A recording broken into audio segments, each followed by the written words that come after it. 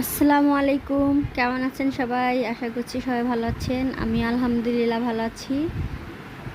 আমি আজকে রান্না করব মুগের ডাল দিয়ে কাতলা মাছের মাথা দিয়ে মুড়ি ঘন্ট। তো এখানে দেখতে পাচ্ছেন আমি পেঁয়াজটা লাল করে ভেজে নিয়ে এর মধ্যে আমি জিরা এবং রসুন বাটা দিয়ে দিয়েছি।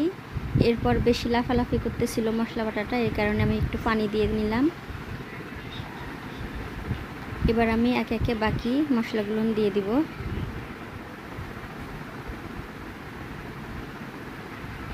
প্রথমে দিয়ে দিলাম লবণ, এরপর দিয়ে দিব মরিচের গুঁড়া এবং হলুদের গুঁড়া। এরপর ভালোভাবে মশলাটাকে কষিয়ে নেব।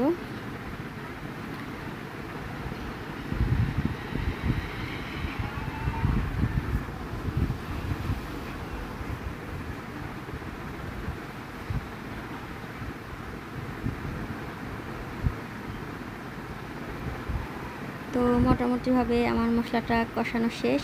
এবার আমি কাতলা মাছের মাথাটা এবং 3 টুকরা পিস দিয়ে দিব, দিয়ে এটাকে কষিয়ে নেব।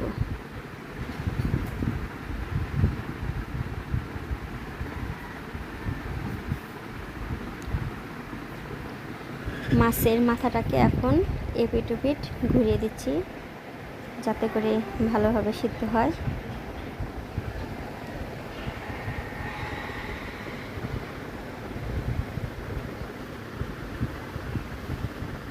মাছটাকে এপিট ওপিট নাড়াচাড়া করার পরে দেখুন আমার মশলাটাও এর ফাঁকে কষানো হয়ে গেছে, নিচে লেগে গেছে।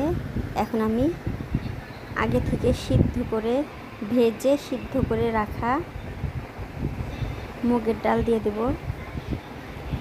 এটা হচ্ছে মুগের ডাল। ডালটা আমি হালকা করে ভেজে নিয়েছি, ভেজে তারপরে ভালোভাবে ধুয়ে তারপরে সিদ্ধ করে নিয়েছি। এখন এই ডালটা আমি এই মাছের মধ্যে দিয়ে দিচ্ছি।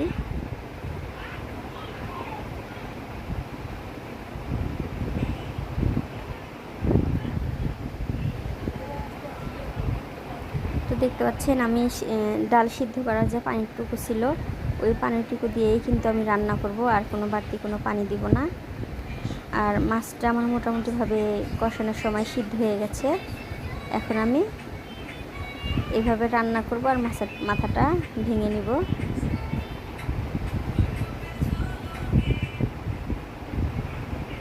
তো বন্ধুরা দেখতে পাচ্ছেন আমার মুগের ডালের মুড়ি ঘন্ট কিন্তু হয়ে এসেছে। আর এর ফাঁকে আমি মাছের মাথাটাও ভেঙে নিয়েছি। আর এখানে দেখতে পাচ্ছেন মোটামুটি একটু পানি রয়ে গেছে। এটা কোনো সমস্যা নেই, এটা যখন আমি রান্না শেষে নামিয়ে রাখবো, উঠিয়ে রাখবো, তখন কিন্তু এই পানিটুকু এরকম থাকবে না, পানিটুকু তখন গাঢ় হয়ে যাবে। তো আমার এই রান্নাটা শেষ, এখন কিন্তু আমি এটাকে নামিয়ে নেব। তো চাইলে আপনারাও বাসায় এইভাবে মাছের মাথার মুড়ি ঘন্ট বানিয়ে খেতে পারেন। ভালো থাকবেন, আল্লাহ হাফেজ।